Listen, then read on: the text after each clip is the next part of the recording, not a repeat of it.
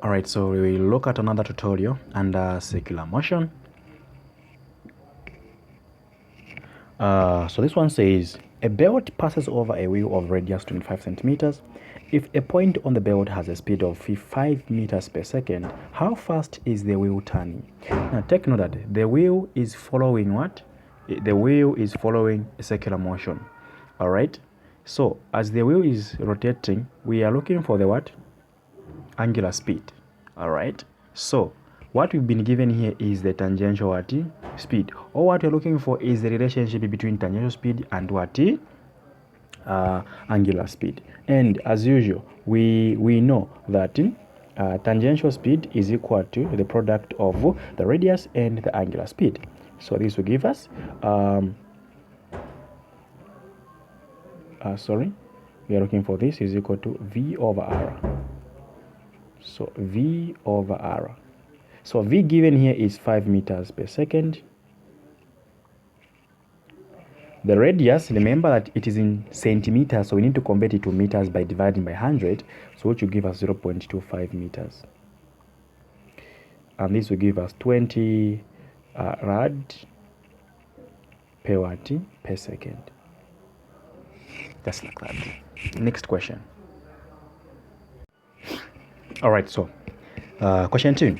A pulley of 5 centimeters radius on a motor is turning at 30 revolutions per second and slows down uniformly to 20 revolutions per second in 2.0 seconds. Calculate the angular acceleration, the number of revolutions made in that time, and the length of the belt it winds in this time. All right, so let's look at the data that we have. So we have, of course, this is angular speed. So we have the final and the initial and the time. I also have got radius. This is 5 centimeters. The final is 20 revolutions per second. The initial is 30 revolutions and the time is 2.0 seconds. The radius, of course, must be noted in meters. So let's find now the angular acceleration. All right, so how do we find angular acceleration? We said angular acceleration is the rate of change of angular speed with time. So we can say it is slowing from 20 final minus 30, right, over 2.0, or if you want, you can just put it 2. Now, of course, take note that these are what? These are revolutions per second. These are what? Revolutions per second. All right. So this is revolutions per second. So we can actually have our answer in rads. Remember, the SI unit for angular acceleration is actually rads per second squared. So by doing this, we can actually, per second over second. Of course, second to cancel. Second and second, of course, they're going to cancel, but they're going to remain what? Revolution. But we have to convert into rad per second squared. So these are not going to cancel, but will give us a -2 as a power. So we can just multiply this one by 2 pi. Remember, we can multiply that one by what? 2 pi. If you multiply it by 2 pi, automatically we are converting it to what? To rad per second squared. All right, so, and this will give us -10 rad per second squared, which is true because this is slowing down, so we get the negative as it is decelerating. All right, the next one is we are finding the number of revolutions it makes in that time. When we say we are finding the number of revolutions, all right, it's like we are finding the angle.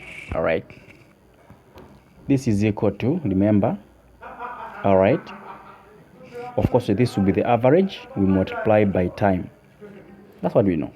All right, but the average speed here, of course, will be half of the summation of the total speed. All right, summation of total speed is actually 50 multiplied by time.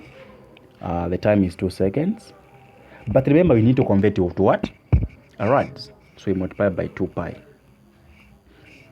and this should be giving us 100 pi rad. That's all. Oh, I forgot pi here, sorry.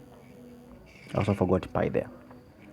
So this is supposed to be negative 10 pi rad per second squared. If you want, you can now punch the pi direct like that.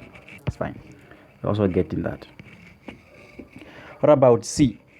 C is asking us to find the length of belt it wants. All right. Now,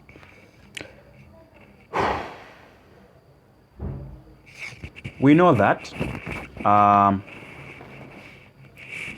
Let me just compute it, all of it. Pi multiplied by 100.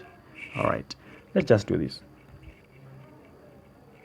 Instead of just leaving with pi, let's be more realistic. We get 314.2. Now we can say rad. Even here it's fine. Now, knowing that the angular displacement is 314.2 rad, right? How do we find the length? If you recall the relationship between length and the radius and the angular displacement, you will recall that the length, all right, the length was actually given by r multiplied by theta. Now, we know what theta is, and we also know what r is. R has been given to be what? 5 centimeters, all right? So, coming here, saying the length is just, the length should be 0.05. Where am I writing 0.05? Because we are converting 5 centimeters into meters. And then the theta is actually 314.2 rad. All right, so approximately 16 meters. Yeah, that's it. Thank you. We'll keep on moving slow by slow, just like that.